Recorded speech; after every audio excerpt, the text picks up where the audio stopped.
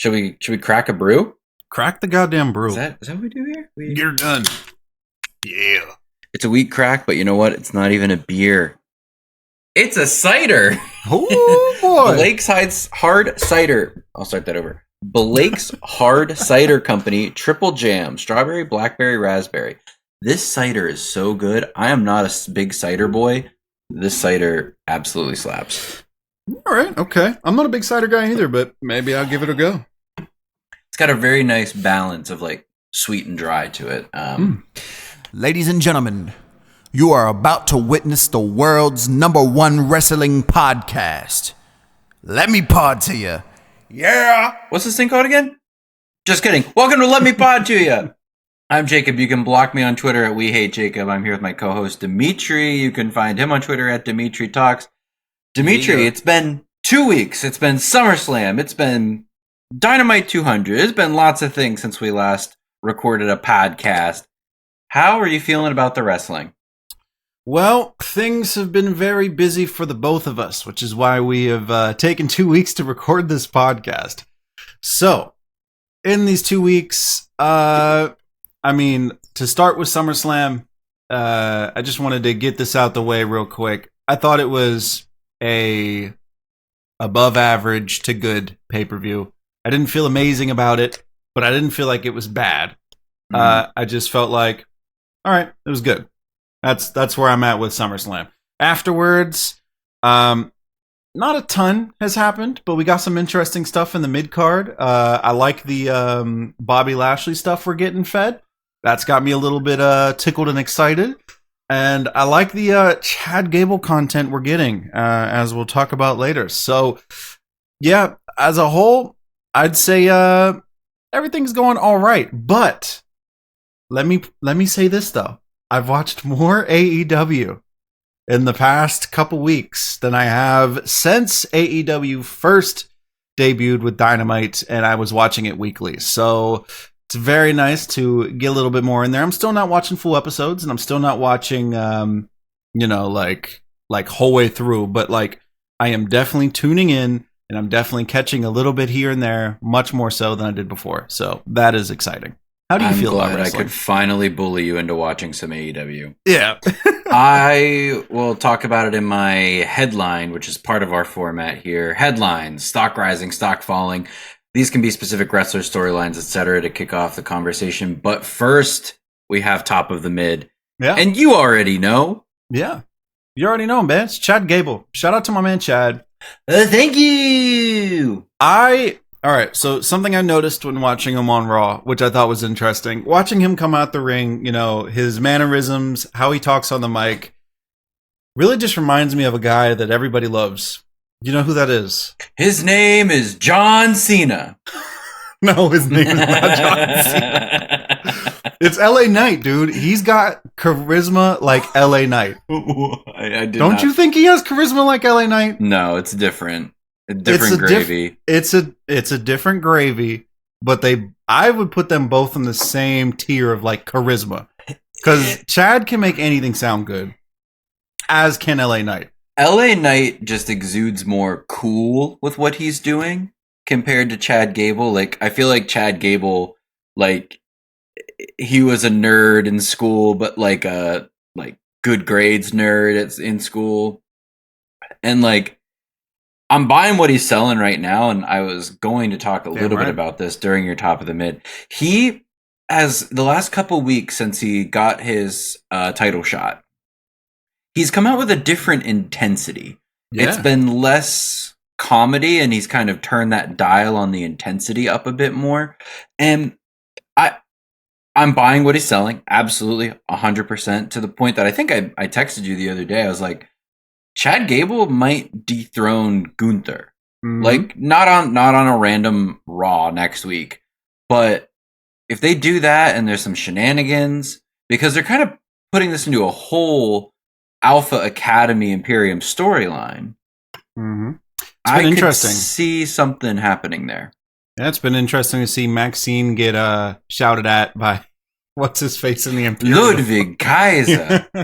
Yeah, that's been interesting. I do want to say I agree with your little take on Chad's charisma. It is a different type of thing. It's a different type of gravy. It's not the cool factor that you get with LA Knight. But where I'm trying to get with the charisma is like just with like what he says, what he's able to get over, how he's able to get the crowd interact with him, like with all of his catchphrases, and just like when he's on the screen, you're watching what he's saying, you're paying attention to what he's saying, and you're interested.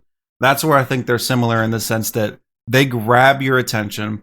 They're great with catchphrases. They both feel like true throwbacks to an era where catchphrases and like just charisma out the wazoo was what essentially made you or broke you. And I really enjoy that from both of them. And I always make this comparison. It's a really easy comparison to make, but it's always so fair to me. The Kurt Angle comparison is so legit because Kurt Angle made a living off of comedy, but he also could turn the dial the fuck up on intensity and get buck wild. And Chad Gable can do the same thing. When Chad Gable Germans Gunther next week on Raw, oh my god, it's going to be incredible. It's going to be nuts. Yes.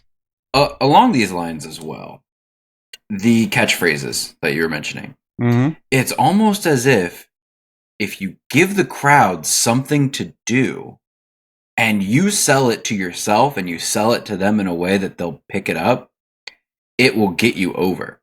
Yep. I'm so tired of all these people bitching about, oh, they're just some attitude era throwback babies. Like, no, like fuck out of here. The crowd just likes being involved. Yeah, please. I don't want to back. I love this. I don't want to go to a wrestling match just to sit there and go, excellent, another German. Lovely stuff. Great form. Wow, what a flip. Wow. Exactly. Like I'm not trying to like throw a stray at Ricochet here, but like, no, of course not. He's good at what he does. He's so good in the ring and he gets the crowd involved in a different way, but he's never going to be over the way these guys are. And like Seth Rollins with his song. Like he's gotten to a point now where he can go, and you're going to sit here and listen to them sing my song. And the crowd just goes, oh, we know. I know what to do. And like Chad Gable, he wins that match and he's running around. And as soon as his arms go to here, the crowd knows we got to go, thank you. Like they know. Yep. So if you get the crowd involved, they will. Roman Reigns, acknowledge me. Again, like there's so many different things. The acknowledge me thing is really cool. I firmly believe that wasn't a thing that was planned because I remember the first time he said it, he told the crowd to acknowledge him. And I was like, oh, interesting. And it seemed to have a good reaction from the crowd. And the way I think it is, it's like a lot of things like that happen organically where it's like you say it and you're like, oh, damn, that kind of worked. Next week you try it out again. And if it keeps working consistently, boom, you got something.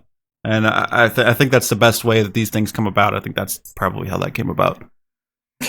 At the same time, though, still, like, it's a crowd interaction. It gets you over. Exactly. Like, before this whole, like, bloodline infighting, Roman Reigns was so over. And it was like, wait, is he a heel? I don't remember if he's a heel or not. Anyway, we'll get to them later. What's your headline? Oh, yes. Have you seen the rumblings of this could possibly be Edge's last match coming up on SmackDown? He has said that it's the last match on his contract. Yep. So it could be his last WWE match. What's in 2 weeks, bub? All In at Wembley. Oh, yeah. So the question here is, does he have the same thing in his contract that is like a no complete clause for like 30 days like most other talent has? Depends on if he told him, hey, don't worry about that, I'm retiring. And they gave it to him. I would here's where I'm at. I would love to see Edge one last time, either feud or team up with Christian. I love Edge and Christian so much. So many memories for me. I just keep thinking like Christian Cage is out there at All In. He's talking his shit. No one can compete with me, even though he's not the TNT title holder. And then you just hear, you think you know me? That crowd would, like, that arena would start to crumble from the crowd explosion. The pop would be insane. I don't think that's going to happen, but I can dream. Hey, it would be crazy. And you know what? One thing that's got me thinking here. You said you think you know me.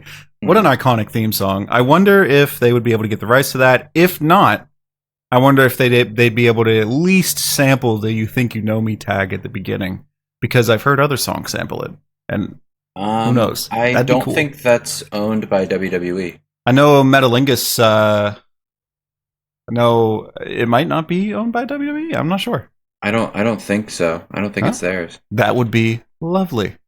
I mean, like, I know it's a band that makes it, but I just don't know if it's like licensed to WWE to use, and if they need to license it or something. I don't know. Yeah, I mean, I'm sure Tony Khan would have to pay a licensing fee for it, but I don't think it's like WWE is like, no, we made this and produced it. It is ours. Gotcha.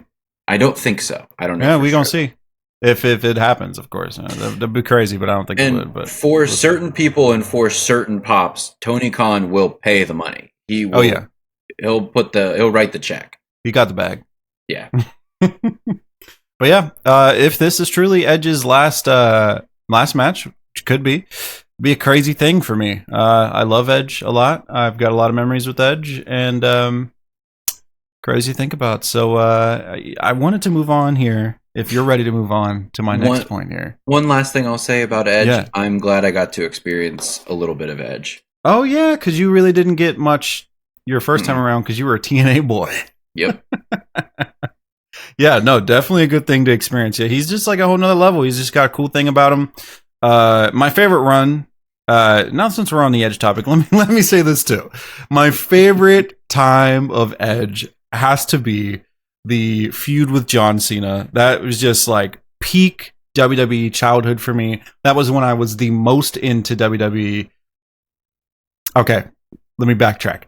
John Cena or the Matt Hardy feud, because both of those were so good. The whole Matt Hardy and Lita love triangle thing was great television, and I can't believe I watched the live sex celebration in my room when I was in like 3rd grade with an eye on the door because I was scared that my mom was going to come in and what the hell are you watching? Yeah.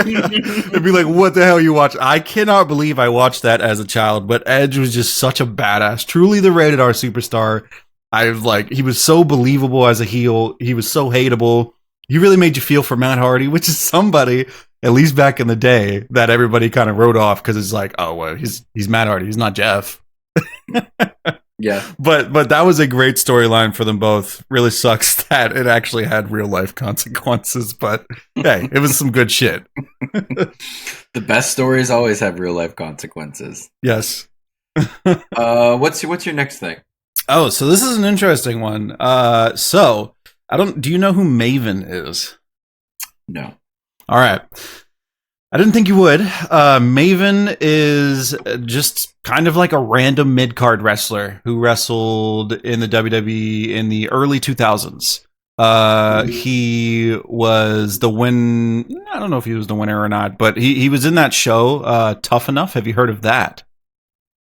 All right. So that was an old show also back in the day where essentially they would train a bunch of upcoming wrestlers, just to work in the WWE. He was in that show, and then he eventually got to be in the WWE itself. Okay. So with that backstory, mid-card guy. He had a few interesting storylines, one with The Undertaker, whatnot. I loosely remember him because I was pretty young at the time. Anyways, he has a YouTube channel. It's really good. I'll link it in the show notes. Didn't do it yet, but I'll link it in the show notes. And he actually talked very transparently about the money that he made in the WWE. And I just thought it was a really interesting listen. So some of the things I found out is it might not be the same today, obviously, because times have changed. Owners have switched. A lot has changed since when he wrestled. But when he did wrestle, he got paid essentially 2 ways. One way, through a downside guarantee, which essentially is a value of money that they would make no matter what. So, for example, his first downside guarantee on his contract was, I took a note of it here, was like $50K. So roughly like $1,000 a week. What that means is $50K a year.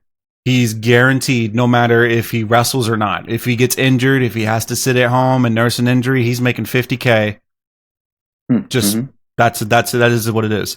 Then the other way you get paid is pay sheets. So pay sheets are what you would probably typically think how you would get paid is like on a per event basis. So he was a mid-card guy. He made roughly about, I think he said $500 a match. Okay. And he would typically wrestle somewhere between three and 4 matches a week with like live shows and house shows, which would equate out to like $2,000 a week. So obviously, if you're wrestling, you're going to make more money. Makes sense. But anyways, that's how much he would make as a mid card. I thought that was interesting. Now, here's where it gets really interesting: is he kind of broke down a little bit farther as like the more stuff goes. So like he broke down his, like, he would still get residuals. He still gets residuals today. He wrestled like in 2005 or something, 2004 maybe. And he used to get mad money on DVD sales because that was the main way they made their cash. Interesting take here. He at one point was making like $3,000 a quarter on DVD sales, up to the WWE network. Then, of course, the WWE network dropped. Everybody stopped buying DVDs.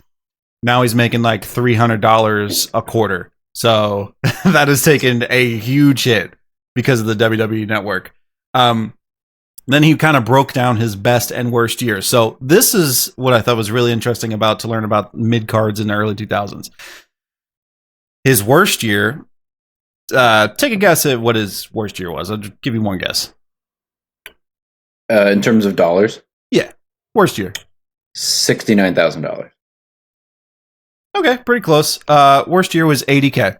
So nothing to sneeze at. Not bad. He was injured for the majority of it. So not bad. He was like, yeah, that's totally a livable amount of money. Mm-hmm. Keep in mind, though, you do have to pay for travel expenses. You do have to pay for hospital visits. You do have to pay for hotels, carpools, whatever. So that can dwindle down a lot. So that's something to keep in mind. What do you think his best year was as a mid-card talent in the early 2000s? 200? Up. Really? Wow. 400. Yeah. 430K as a mid-card talent in the early 2000s. I wasn't thinking WWE wrestlers, especially mid-card talent, were making this type of money. But hearing him say it, I was like, damn, that's crazy. Now, keep in mind, taxes. He said taxes will typically take about half of that away. And then, of course, after half is away, you got your regular expenses and you got travel expenses and all that. But still making a pretty penny for a mid-card guy. So I found that interesting. He brought up a few how pay-per-views work. So pay-per-views, you make like a bonus, essentially, on top of what you would normally make. So like he was making... probably a couple thousand on a pay-per-view. His best pay-per-view, though, he said he made $30K for one show. That was like the best he ever did, and he was like, "Holy shit, that is incredible!" Yeah, did 30K. He say what show it was? No, he didn't say what show it was. I'd be interested to find that out. Probably had something to do with this feud with Undertaker. But he said he was good friends with a like top of the card talent.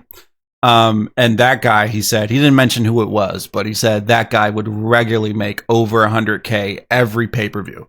So like just on the pay-per-view, is 100K a pay-per-view. So he was saying, back then, obviously people had to buy pay-per-views. So like to make that much money, you had to actually generate the buys instead of like people just subscribe.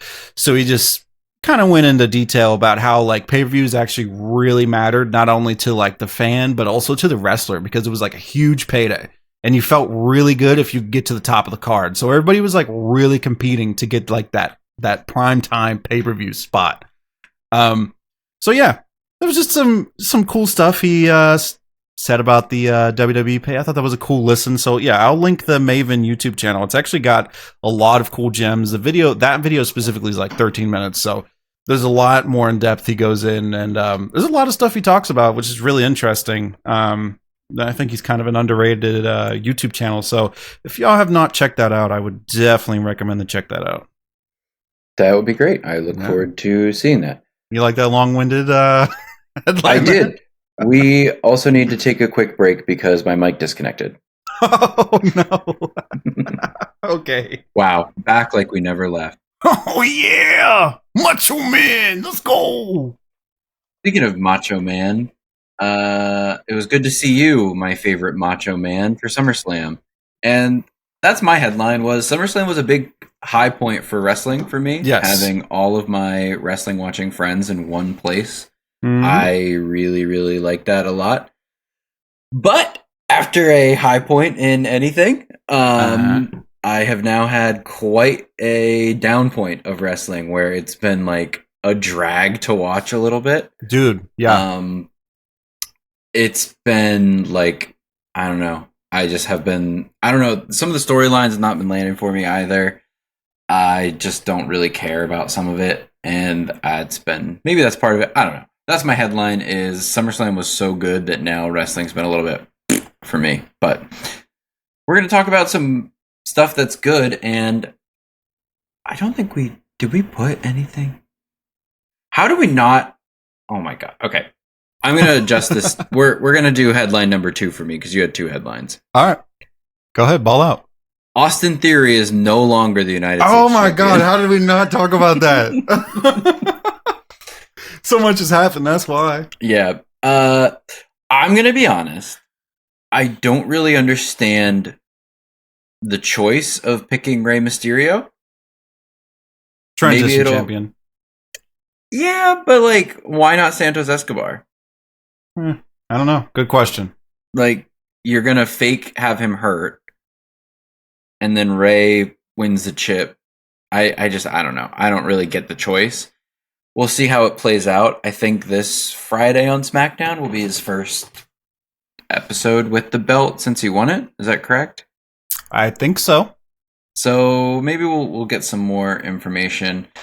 LA Knight is currently occupied with The Miz, which we'll talk about in a minute, but I don't really get it. I don't get the pick. I don't get the choice. It's like if you were going to take it off Theory, like Santos Escobar had the title shot, unless it's going to be kind of what I had talked about a few weeks ago of like sowing some discontent in the LWO, but yeah, I just want to say about that. All right, so yeah, I get having Rey as a transitional champion. That makes sense to me personally. Just because Rey is a professional, everybody respects Rey, and if Rey's going to win a belt, nobody's going to question Rey winning a belt. Personally, I feel like that. But here's the big but. We were so exhausted of Austin Theory as champion, and so many people did not want to see him as U.S. champion. I felt like that was a great opportunity to set up somebody to take the belt off of him, and for like that to be a huge like celebration for somebody, like to be a really big moment for somebody to like take the belt off of this guy that nobody wants to see it. Like, I feel like it would have, like, if you get a fan favorite, anybody in there who you really want to win the belt, it would have just made like the cheers and the like jubilation and the feelings like multiply tenfold, because you're taking the belt off of somebody who just has had a terrible run, to say the least. And I feel like that would have been a good opportunity for something like that to happen. So it's kind of weird for him to drop the belt, and it does sum up his entire run. It's been pretty lackluster, and it's pretty lackluster for Rey to just randomly take the belt from him. It's kind of the story of his run, but at the same time, it's just like, damn, I kind of wish they would have like at least capitalized on all of our like annoyance of this run. And whoever was going to get the belt off of Theory was immediately going to be over with the crowd. You could put it on any babyface, any of them. And I've also been seeing shit this week that's like, what do you want to see from Theory now? I don't want to see anything from this man. I have no interest in him. Like, I genuinely think that they should send him back to NXT for a repackage job, and whatever's going on with the NXT title, once that feud's wrapped up, have Austin Theory get into a feud with Carmelo and let him work on stuff, because like he needs it. He needs to go back down. He needs to go back down or be entirely repackaged. We've seen people be kind of shoved down people's throat, or people like get way too much exposure when they're not ready, a la Dom Mysterio, and then get a repackage and it works. So I'm not saying like Austin Theory can't work, because like seriously, Dom Mysterio was like fucking awful. Like I really hated watching Dom Mysterio. I hated when he was on my TV screen, but it's gone completely 180, and I really enjoy him now. So that can happen, but it can't happen if he just shows up like in a week doing the same things, trying to get over the same way. It's not going to happen. It's not working. Or maybe get him a manager. Yeah. Like something different. I Something's don't gotta believe change. his promos at all. Like I don't Never. believe anything he says. And like he's fine in the ring. Like he's not anything special. I'd I say he's don't above think. average in the ring, Okay, that's fair. but like nothing crazy. Get him a manager, maybe. I don't know. He needs some help, some work. At least keep him off TV for a month. Just let him simmer a little bit. Like we don't need to see him right away. Facts. All right, that's enough. Glad you added that there. We needed to talk about that. I was just looking at the rundown. I was like, oh, how did we miss? Okay, whatever. Bloodline Cinematic Universe. There's going to be a little bit here. So, SummerSlam. Roman Reigns. Everyone knows by now he retained the WWE Universal Undisputed title. I mixed up the order of that, but it's okay. And it was with the help of Jimmy? Yeah. I didn't see it coming. I didn't see it coming either. Yeah, I knew Jimmy was going to interfere. Yep. I knew that. I saw that coming, but I didn't think it was going to be this coming. Yeah. And then Jimmy on SmackDown last week, during the Hail to the Chief section, claimed it was to protect Jay from becoming like Roman. He didn't. The tribal chiefhood, it corrupts, it pollutes the brain. He didn't want to see his brother go down that road. Roman was loving it. He was like, I love when you two fight. This is great for me. He offered Jimmy a boat, a plane, a car, an island, whatever you want. The wise man will hook you up. That was fun. But no, Jimmy said he doesn't want anything to do with Roman either. And it's like, okay, sure. Jay super kicks Solo. He super kicks Roman. He spears Roman. I love Jay. And then did you notice how slowly Jimmy was walking up that ramp though to like make the segment work? Yes, like you could see him in the background and he's like, gotta take it slow. This is the slowest walk I've ever done. I was like, what is happening? Yep. And then after Jay beat up everybody in the ring, he's like, Jimmy, get down here. Jimmy's coming down. He's like, my brother's back. My brother's back. My arms out.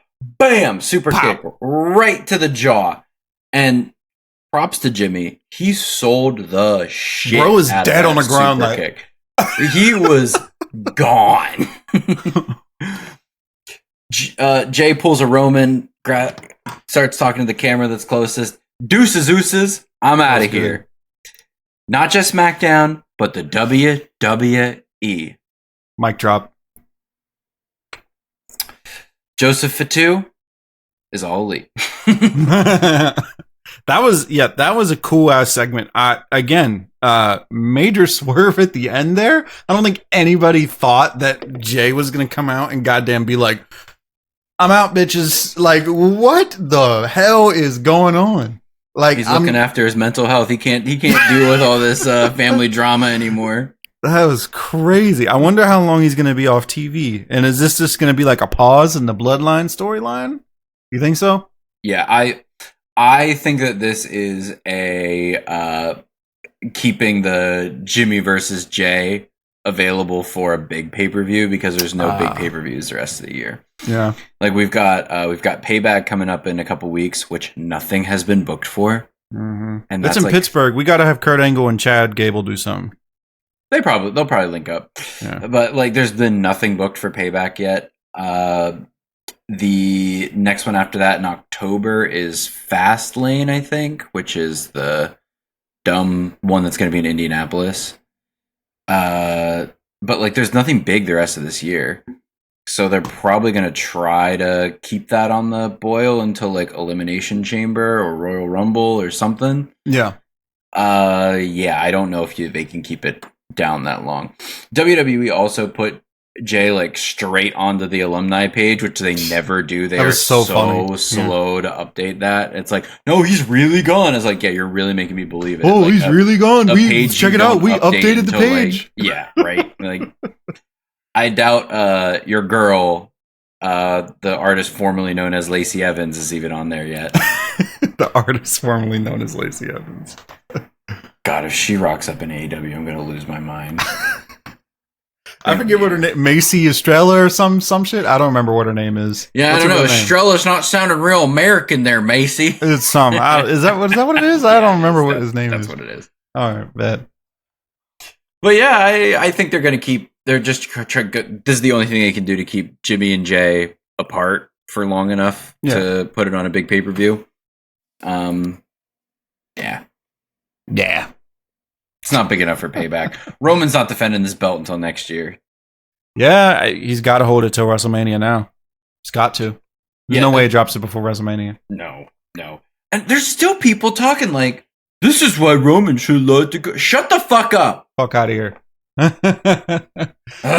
We get this historic reign. He's obviously going to keep the belt till WrestleMania. And if Cody can keep up his run and keep the positivity going and keep steamrolling along, the next time around, if Cody wins the Rumble or something, when he fights Roman, more people like me who were like saying that Cody was definitely in there way too quick from the jump will feel much better about Cody like actually dethroning Roman Reigns. I would believe it was a possibility then, and I would feel much better about a Cody win after all this shit has happened and he's had to actually kind of fight his way up instead of just like, oh hey, I'm here. By the way, I'm in the main event of WrestleMania. Cool.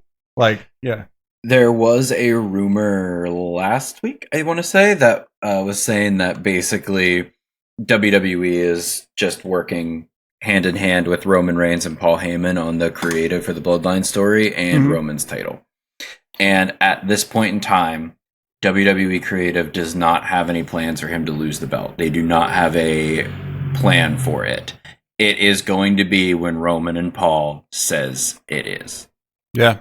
Paul Heyman's great at that shit, by the way. He is. At this point, this length of time that he's had the belt, it can't just be he lost it. It has to have meaning. It has to be. Like, I honestly wouldn't be surprised if, like, WrestleMania comes around and Cody's about to win. Like, it's 1-2, ref gets hit with a steel chair from Paul or something. Yeah. To the point that, like, it's like a trilogy kind of like we got with Roman and Brock Lesnar a year and a half ago. Where it's like a WrestleMania, SummerSlam, WrestleMania until that story is decided. That shit's memorable, and his Bloodline story's been incredible. Like you said, everybody who was like, Roman should have lost it, hell the fuck no. We are like steamrolling ahead. The Bloodline storyline is kind of what's keeping SmackDown afloat. Like, it's really kicking ass. It's the best thing WWE has right now.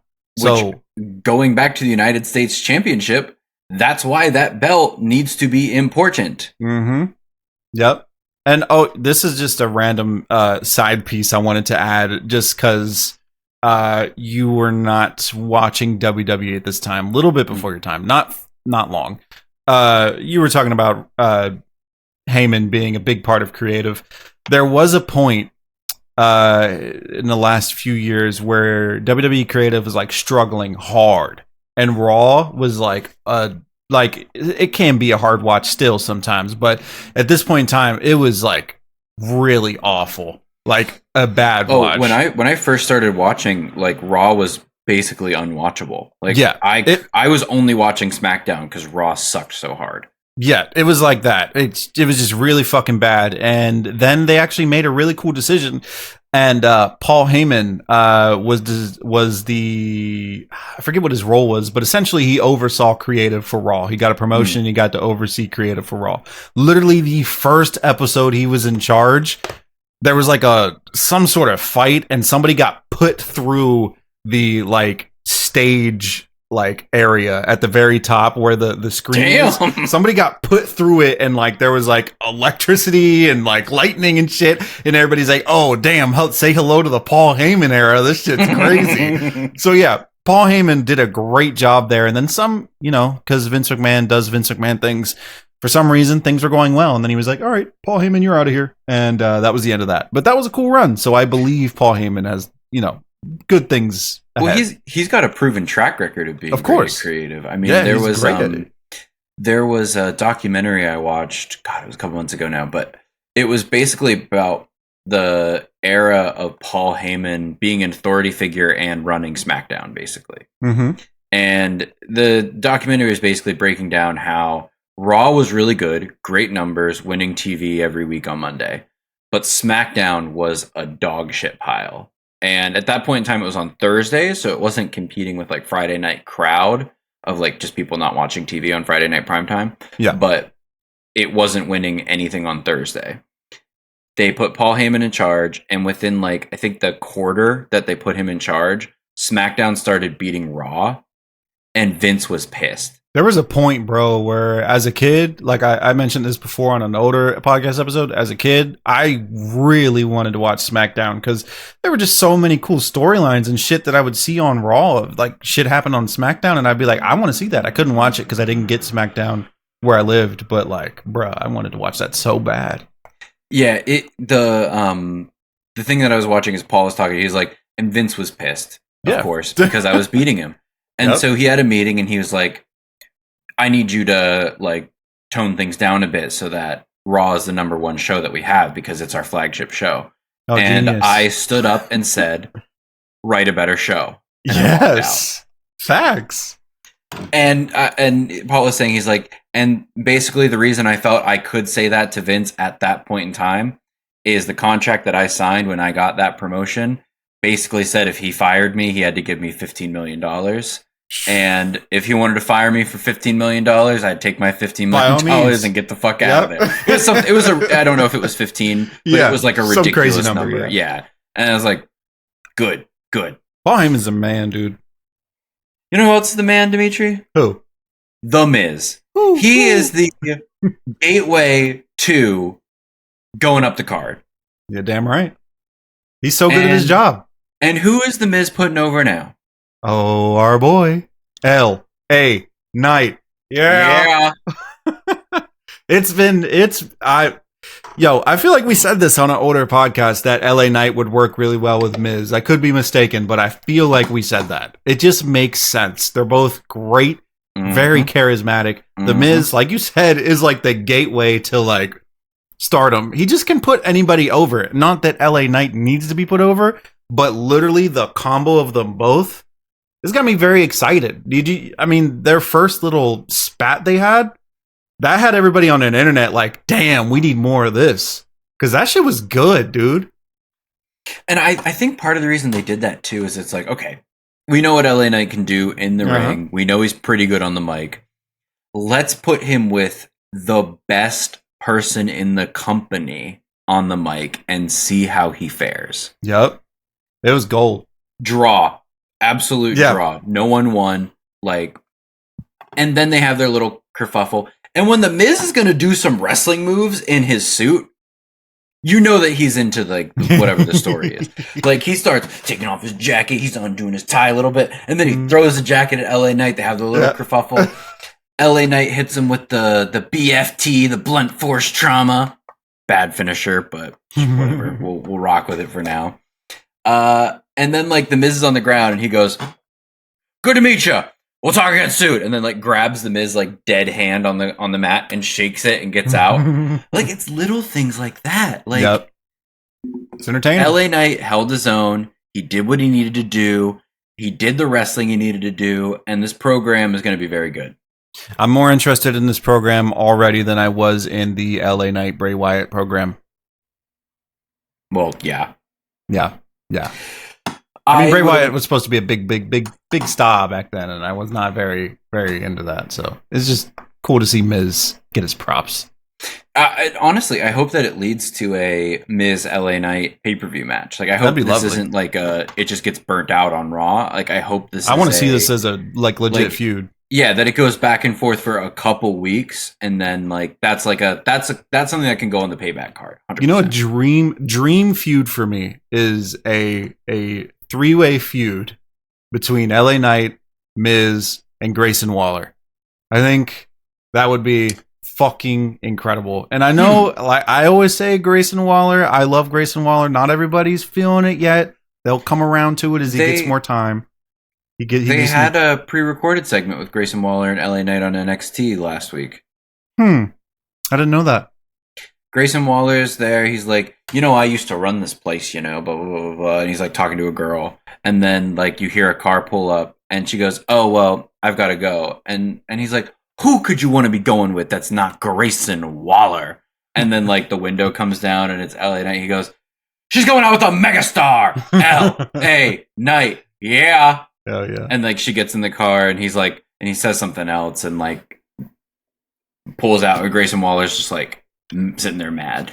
So that could be something that they I would do. love that. That'd be a dream feud for me. I would love to see that. It would be fun. That'd be fun for sure. Where are we at on this thing, man? We are at Stocks Rising. So it was the first Stock Rising, Miz and LA Knight. And the next one is the women's title picture across both of the big companies. Here we go. SummerSlam. That triple threat match was pretty fucking good between Bianca Belair, Charlotte Flair, and Asuka. Yeah. Charlotte Flair is in the figure 8 on Bianca's bum ass knee when she still did a fucking flip off of. That was crazy. Asuka missed Charlotte straight in the face, which you could see it coming because Charlotte was like, before it happened.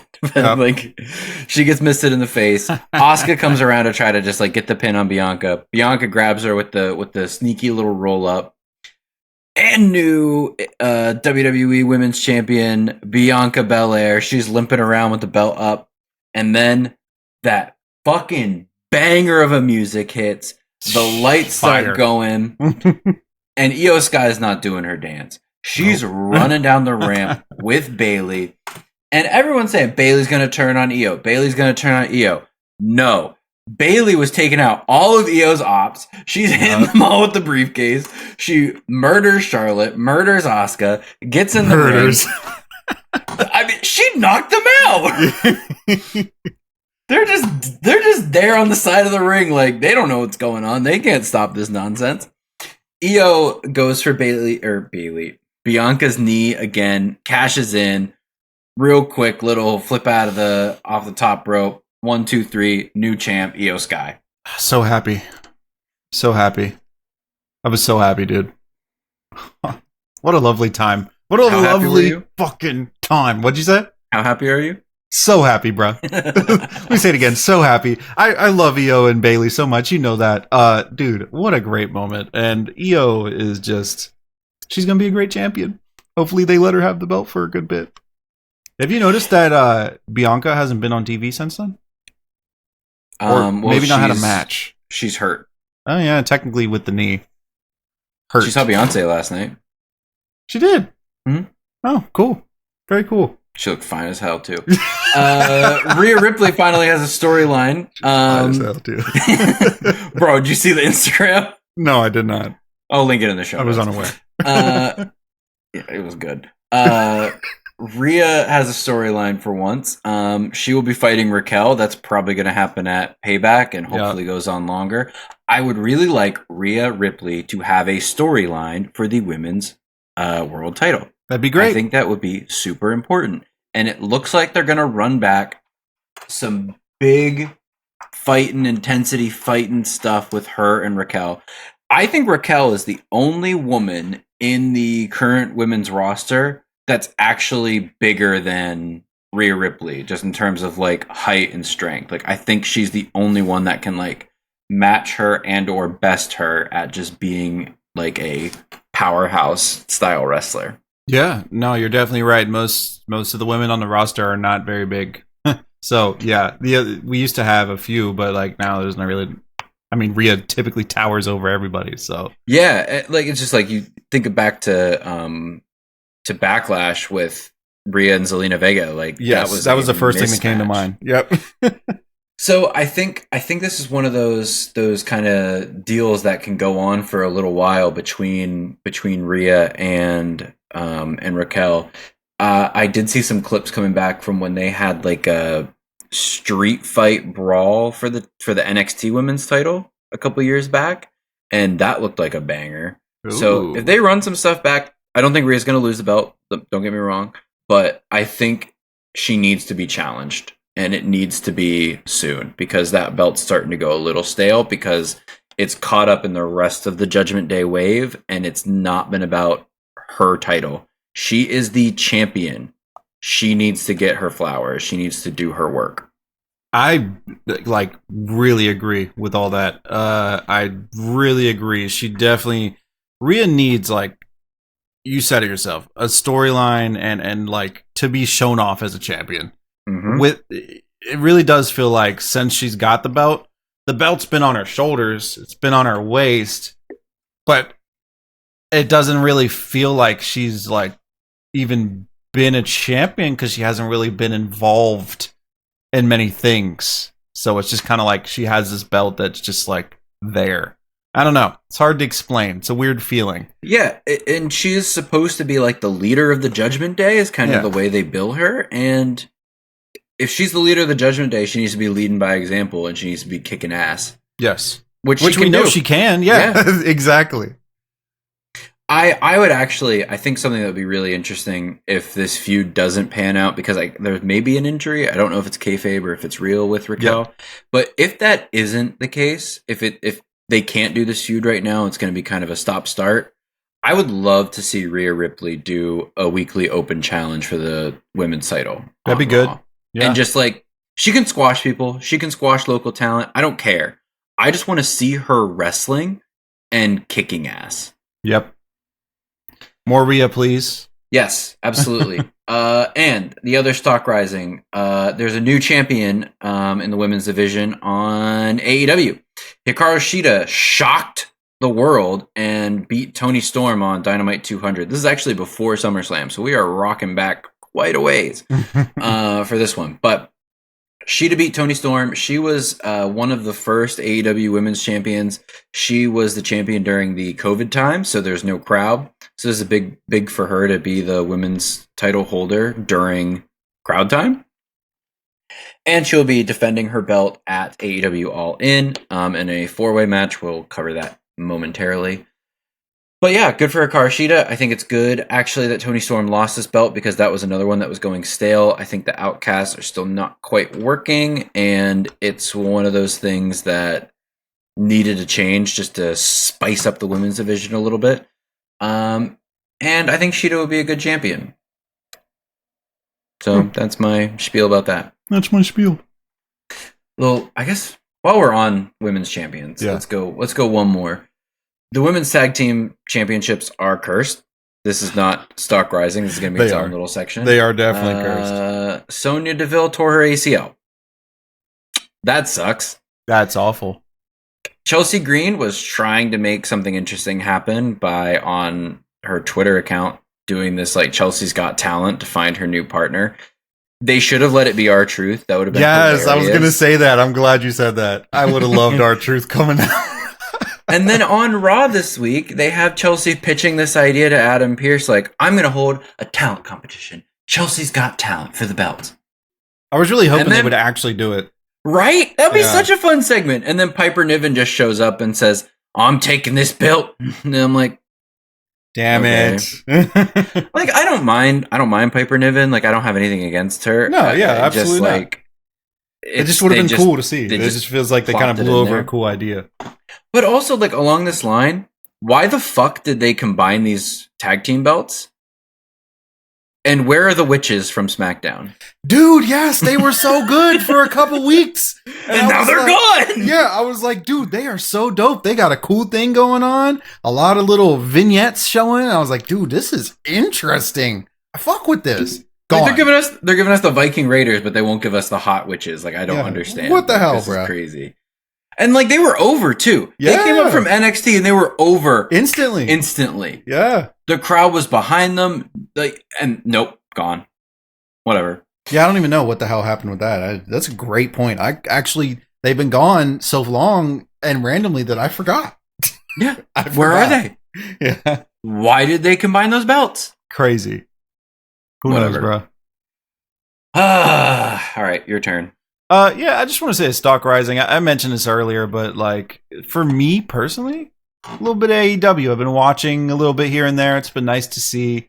Like I've said a few times, the only time I watched AEW regularly is when Dynamite first started, and I was watching weekly, and I was watching like Jungle Boy was still there, Cody, a whole bunch of dudes that are no longer there anymore, actually. So it's interesting to see how a lot of things have changed. And what really kind of drew me in recently is I really love RVD. So I was like, oh, damn, dude, RVD's there? The goddamn show? Let's watch that. That was cool. RVD, when he first popped up, I was like, damn, that motherfucker look old. But then, like, he can actually go still. Surprisingly. He can super duper go. Yeah, I was like, damn, bro. Shout out to RVD. Like, he aging like fine wine out here. He is 52. I was going to look up his age. That's crazy. Yeah, he is. He's on another level, man. And I'm glad to see him rocking out still at this old age after, like, he's done so much for wrestling. Like, it feels like he's been everywhere and been a big deal everywhere he's been. ECW, WWE, TNA, fucking wherever. RVD is just a fucking man. So cool to see him. Then I just wanted to mention, I was watching, I don't remember if it was Collision or Dynamite, one of the two. Sky Blue was on. Or it might have been, fuck, dude, I might have watched Rampage. Did I watch Rampage? Yeah, I watched Rampage because it was her and Saraya. Yeah, and I watched Rampage, and Janie comes out, and she's like, "Damn, she's got a big ass." I knew that's what you're gonna say. And I was like, "Yo, that is hilarious." You say that because that is like literally what everybody says. That is like literally first thing she says. She looks at the screen. She goes, "Damn, she got a big ass." Do you think that she's in the running for the title? Is she going to steal the belt from Gigi? No. Nobody's stealing the belt from Gigi. That's crazy. She's actually on TV. That's crazy. But yeah. I really like Sky Blue, actually. I think she's gotten so much better over the last like 6 months. Like, seems like wrestling. A great babyface.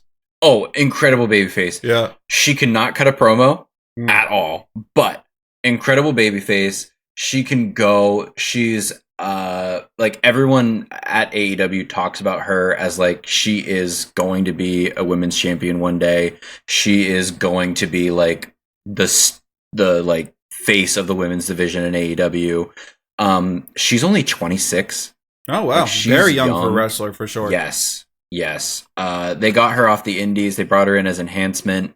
And immediately, it was in a show near Chicago, I believe, when they brought her in as enhancement, and it was against Red Velvet, and Velvet was supposed to be the babyface in this like enhancement match, but the crowd got behind Sky Blue right away because she's from Chicago, and like she called the audible to Velvet during the match. They had wrestled together on the indies, they worked well together, and like she was like, she's like, switch. I'll babyface, and took a fucking beating from Velvet.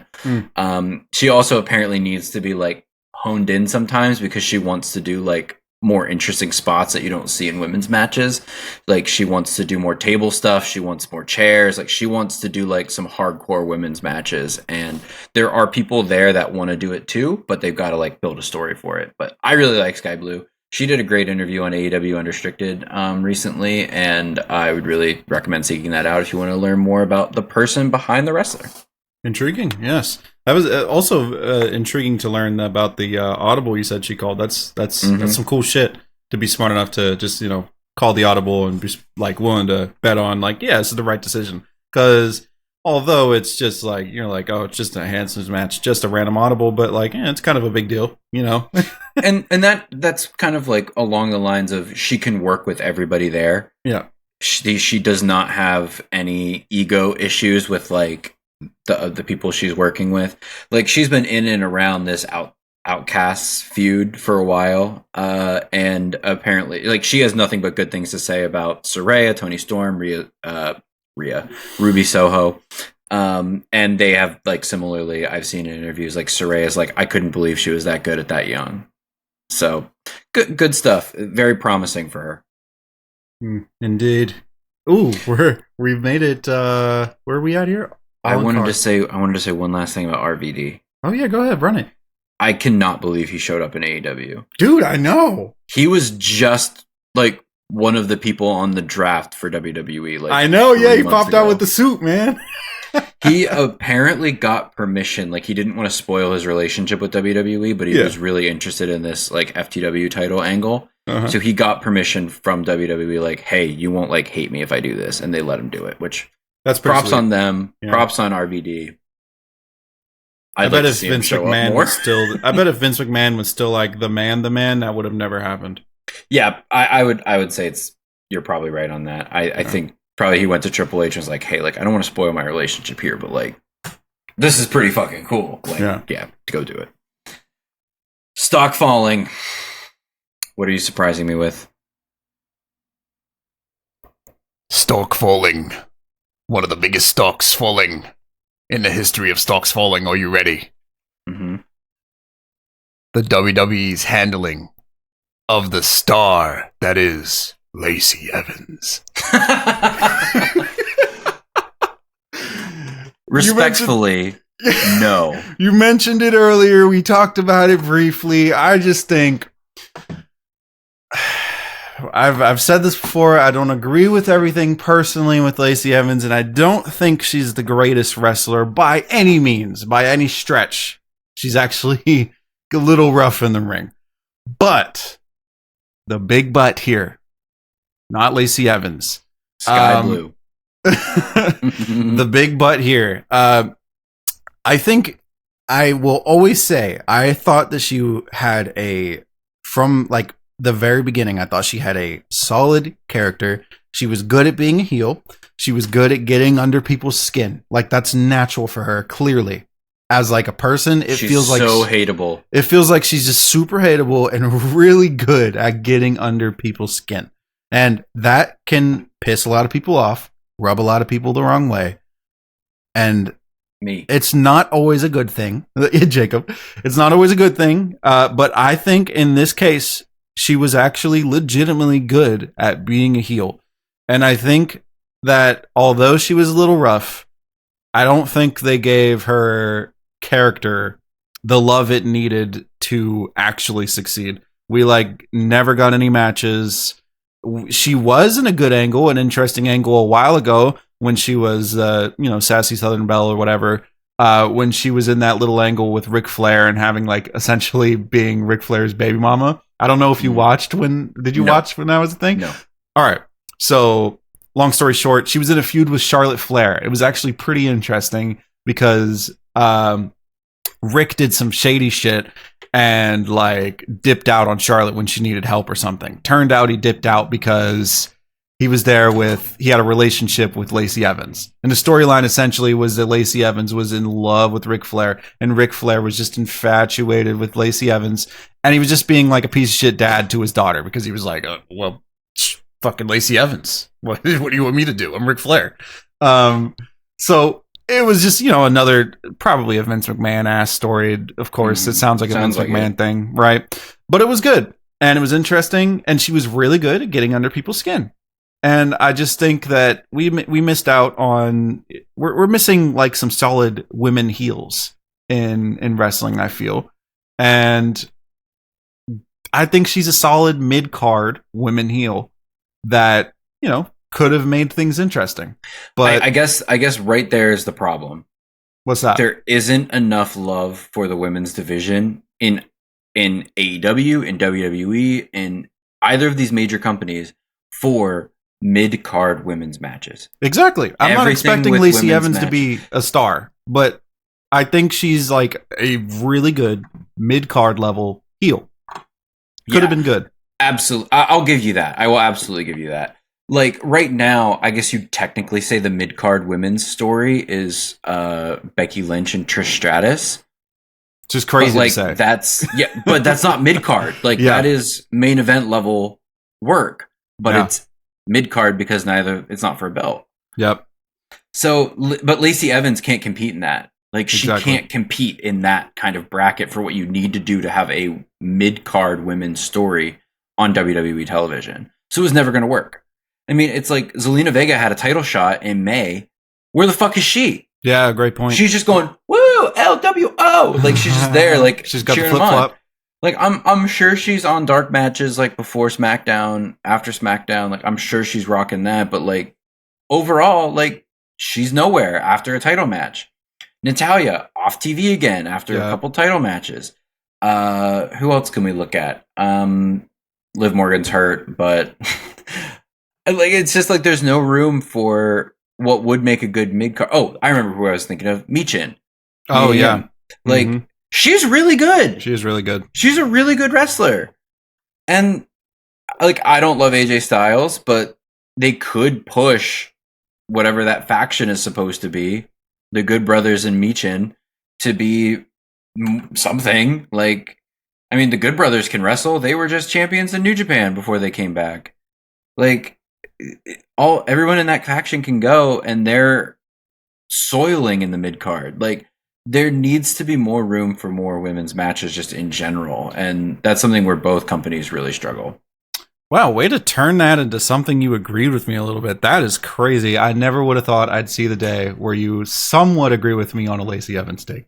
Yeah, me neither. Let's accelerate slightly. Finn Balor, stock falling. Demetri is always over here giving me a look, so we're gonna have to run through these stock falling. All right, let's run them. Finn Balor, he can't stop. Yeah, Finn Balor, he can't stop catching L's. Man won't stop losing. For some reason, he's still in the main event. I'm tired of it. Get him out of here. Bye. Yeah, that's pretty much it. He's catching Mad L's left and right, and yeah, no, he's the least interesting one in the Judgment Day. I can't lie. Has been for a while. Yeah. What's your next thing? There's a potential spoiled return that I won't spoil because I had somebody on Twitter spoil it for me, but there's a guy connected to the Bloodline storyline who had tweeted out, a promoter I think tweeted out a thing of them saying that they would appear at an event. Everyone's already seen this. Hey. No. A lot of people have, but not everybody. Spoiler alert, the 7 people that listen to this podcast have probably fucking seen this. It was on a promoter poster that Rikishi was going to be a special referee for Payback. Spoiler. Rikishi has even said this was a promoter mistake. This is not happening. Well, that's what you would say. For what? Like, what's he officiating? Jimmy and Solo at Payback? Who fucking cares? I love Rikishi. I care. Yeah, whatever.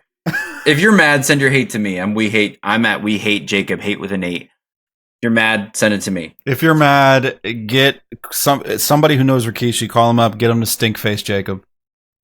I've seen this so many times across multiple platforms. I've seen it on Twitter. I've seen it on fucking Facebook, bro. Like, this is everywhere. Like, everyone has seen this nonsense. I hate that people spoil things. It's not even a spoiler if a promoter fucked up and said, hey, come get, like, pay $50 for an autograph from Rikishi. By the way, he's going to be a Payback. Like, the promoter's just trying to get more money. No. The promoter fucked up, but like accounts being like, a promoter spoiled this, and then they just like plaster it on the internet, and I'm like, bro, you just spoiled it for everybody more than the promoter spoiled it. That's where I get annoyed. But it's not happening anyway. It doesn't matter. We'll see. I wouldn't be surprised if Rikishi comes in to do some kind of family refereeing at some point. Yeah. But I don't think it's happening yet. Move on. Okay. Last talk following WrestleMania ticket prices. I know I shouldn't be surprised, but I saw the pre-sale ticket prices. I was like, damn, I guess I'm not going to WrestleMania. Yeah, I really thought about it heavily, but like even before the ticket prices came out, I was like, I don't know, I might not, because I really like watching WrestleMania at home. It's still really good, and just to have to spend all that money, and then also travel, I may be able to travel. Yeah, I may be able to stay at my sister's house. She lives near Philly. That may work, but still, That's a lot to go through to sit at like mediocre ass seats at best. I know. When I could just sit in the comfort of my own home and watch. So we'll see. My current plan for it is basically I'm going to wait till March and see what's left over and what they're just trying to get sold. Yep. Like if there's like a mid-tier seat that's in the like $200-ish range, and they're just like, we need to sell these seats, I'll take it. Yeah, but I would do that. I'm not buying anything tomorrow. That's for fucking sure. I ain't buying $600 seats, bro, for me and Janie and dropping $1,000 to sit mid. Hell no. Fuck no. No. Anyway, that's it. Long podcast. This one's a little over an hour. We missed you. We'll be back more consistently.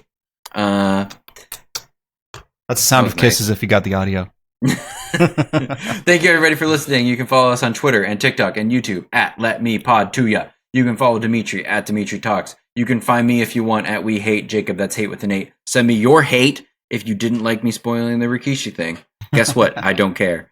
Please give us a review on your chosen podcast platform. We're on every major network. Have a great week, everybody.